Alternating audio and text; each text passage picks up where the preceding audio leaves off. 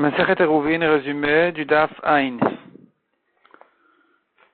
Le Gemara ramène d'abord une discussion entre Abaye et Rabba à propos du cas où 5 personnes étaient dans un khatser et qu'il y en a 4 qui ont participé au Eruv et le 5e non. La question se pose quand ce 5e-là, il fait son bitul reshoot, est-ce qu'il doit faire son bitul reshoot vis-à-vis de tous les 4 autres, ou bien il suffit qu'il fasse un bitul reshoot à un d'entre eux, il n'a pas besoin de le faire à tous. Selon Rabba, il faut le faire à tous. Abaye n'est pas d'accord. Abaye dit il est suffisant de faire le bitul reshoot à un d'entre eux.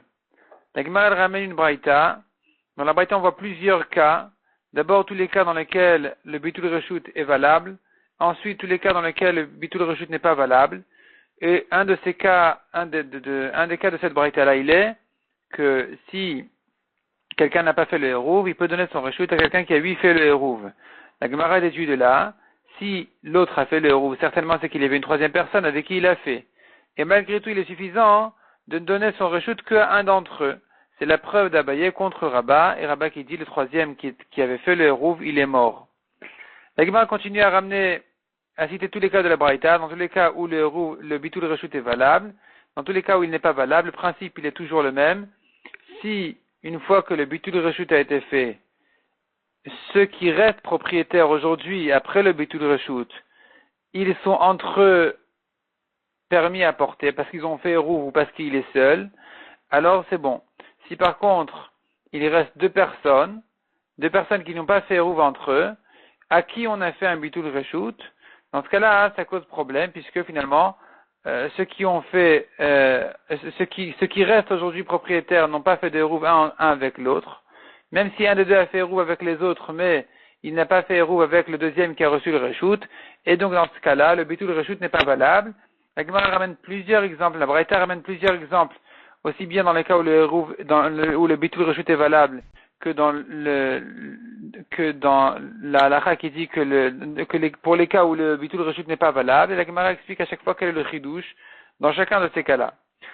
Le sujet suivant, dit la Gemara, c'est Yoresh. Un héritier, est-ce qu'il peut faire bitul reshoot ou pas? Il est hérité en plein Shabbat. Et il n'était pas propriétaire à l'entrée de Shabbat pour participer au Eruv. Est-ce que pendant Shabbat, il peut faire son bitul reshoot, oui ou non? Et la Gemara ramène là-dessus une discussion.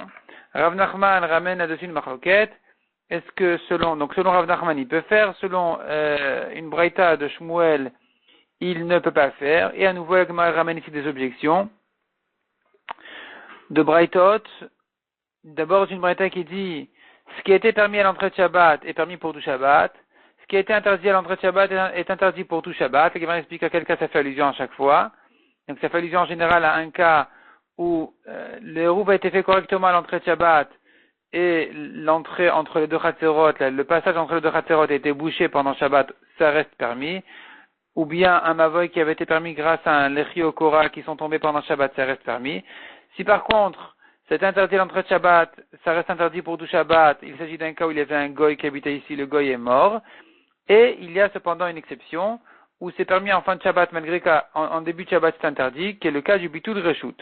La Gemara vient de dire on entend de là que le Yoresh, il n'est pas une solution pour permettre quelque chose qui, à l'entrée de Shabbat, était interdit. Répond la Gemara, non, ça rentre dans la loi, dans le principe de bitul reshoot. Et donc, on a dit que bitul reshoot, donc tout ce qui est inclus dedans, le Yoresh inclus, l'héritier inclus, peut faire son bitul reshoot pendant Shabbat, et avec ça permettre. Tant qu'il n'a pas fait son bitul reshoot, effectivement, ça reste interdit.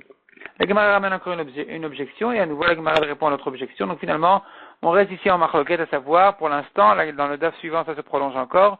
Pour l'instant, on reste en marloquette à savoir, est-ce que le Yoresh, l'héritier, peut faire son bitul reshoot en plein Shabbat, oui ou non?